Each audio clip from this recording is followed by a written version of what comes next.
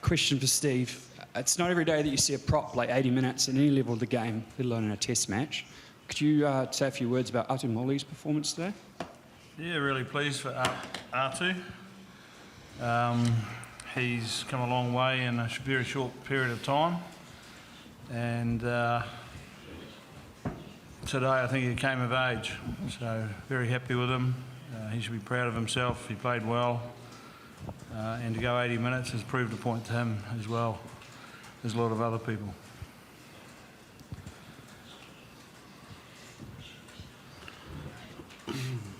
Okay, go ahead. Steve, did you use 3 tight head props as in, was that a planned substitution for Angus or was it an injury? No, it was planned. Okay, so you just used the 3 tight heads right the way through. That's what the plan for it. Yeah, we wanted R2 to play the 80 minutes, and we need to keep the other guys fresh because they're going to have to play in 4 days' time. Speaking of playing in 4 days' time, you sent both your locks quite deep in that. Does that mean that your fourth lock's looking pretty good to maybe roll out on Sunday? Well, if you want to pick the team tonight, Nige. Yeah, well, I'm just answering. We don't pick the team tonight, so you can assume what you like. There's no point telling everybody what we're doing. But, you know, the obvious is the obvious. We have one. Put your hand up if you want to ask a question, please. It's much easier. Thank you. Steve, can I just ask you about the performance of your halfbacks? Did TJ give you what you wanted in that first 40? And then obviously Brad, quite impressive when he came on. Yeah, look, TJ's playing well, and so's Brad. Like, Brad came on and he was part of probably the best part of the game, I thought. After half-time, we played real controlled footy and played with speed, but also didn't, look for silly offloads, and we played real control with speed, which is what we're after. So there's a patch there that we played really well in, and I don't think that it mattered which halfback was there. I think it was just how the game went. And we have one just here at the front. Go ahead. Kieran, obviously the conditions are making handling a little bit tricky out there, but how did you find it overall in the heat and the humidity? Yeah, the heat wasn't too bad. Yeah, obviously the humidity was a factor. I think not often Beauden Barrett gets caught when he's away like that, and even to drop the ball. So it was tough. The conditions made it tough. But as Steve said, I think when we looked after the pill and really treasured it, we were able to put some tries on the board, which is awesome. Now we have one down the back. Yep, and then I'll come to you. Ian, a question for you. Jack Goodhue playing his first game since the first Wallabies test. He obviously came off at half-time. Was that just him feeling the effects of a lot of time away? Yeah, it was. It was always the plan to give him 40, and really pleased that he got through that 40 well. I don't think he had as many touches probably as he wanted, but certainly his work rate and the confidence that he'll get from that would be outstanding. So, it was all a plan, and he came through well. Go ahead.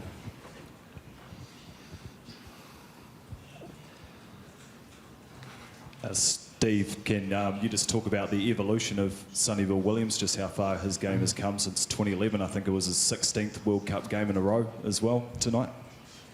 Yeah, he played really well tonight, and he's got a kicking game. I think he's done that kick about 4 times. We've scored 4 times from it. So 4 times since 2011 is not a lot of kicking, is it? But it's effective. But he played really well tonight, and he's been coming. He's been working hard, and he's injury-free, and we're starting to see, the old Sonny. So very happy with him. Okay, we have a question here. Yep.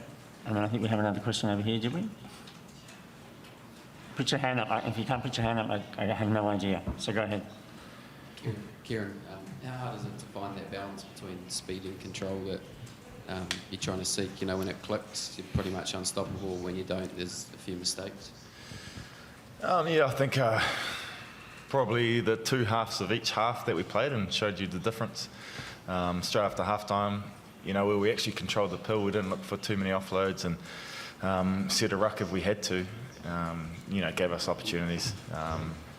you know, and the conditions were tough. It was tough out there. And as you saw, guys were coming on from the bench and still, you know, straight away, you know, drenched in sweat, and it's pretty tough to look after that pool. So it's, you know, there's some lessons to learn from that, you know, potentially if we get those conditions further down the track. So, you know, you just got to balance that out.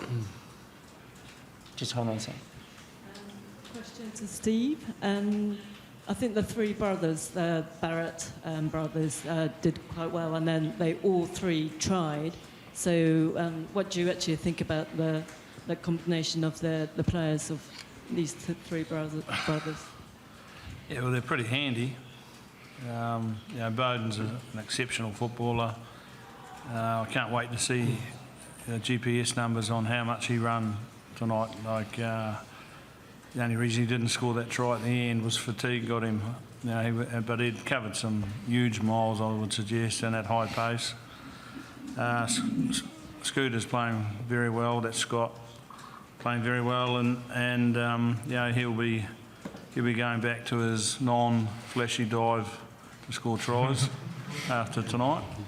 I noticed the second one he scored was, well, the first one he scored. He was very deliberate about how he forced that one down, and Geordie's starting to really please both Fozzie and I. He's starting to play with a lot more control and patience, and he could be pretty special too. So I think, you know, when you're blessed, and all three of them are blessed. So their parents will be very proud of them tonight, and they should be. Now, I have one right here. We'll go with this one here. Yep. No, behind you. Yep, thank you. Go ahead. Steve, Ian very wisely said earlier this week that World Cups aren't won in your pool play, but what did you achieve tonight that you'll take forward? Oh, we'll come away with some confidence about what we're trying to do is starting to build and grow, and we've had a massive week too. You know, we put a lot of work into our training, probably, you know, way harder than what we normally would, but you know, the 10 days gave us that opportunity, and I think we'll bank that. So, you know, the biggest thing that we'll come away with is confidence. Yep, go ahead. Steve, with the short turnaround, do you analyse this game the same as you would if you had a full week? And secondly, given that you had, you know, 3 tries in 17 minutes in the first half, 5 tries in 17 minutes to start the second half, is it more about analysing the other 56 more than that first sort of sets to either half?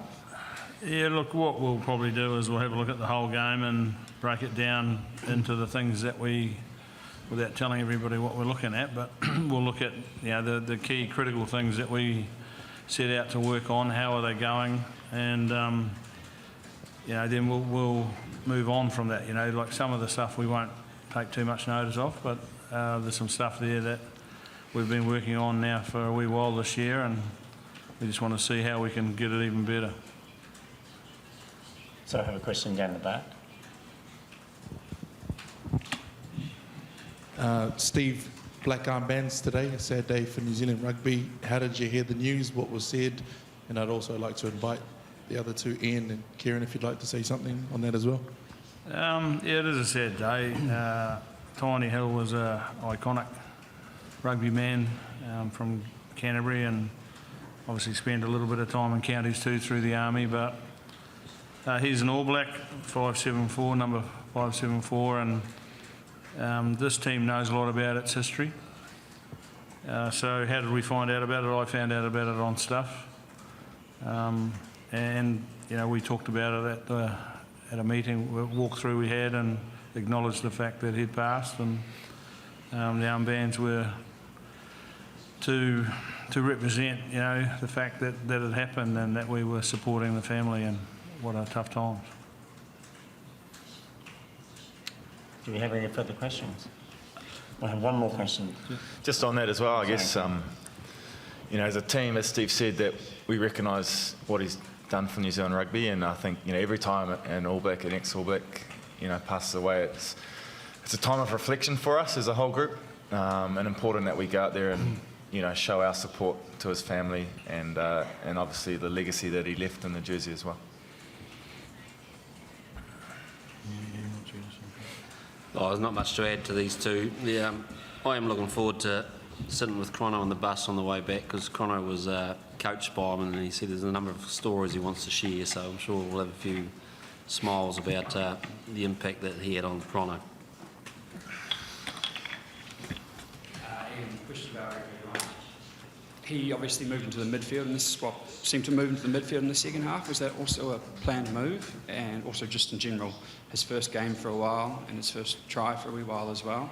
What do you think of his performance? Yeah, I'm really pleased with Reeks tonight. You know, I thought he got his hands on the ball. He looked fast. He looked a lot strong. He looked really sort of committed to the contact there, and a really high work rate. So it was good to see him back.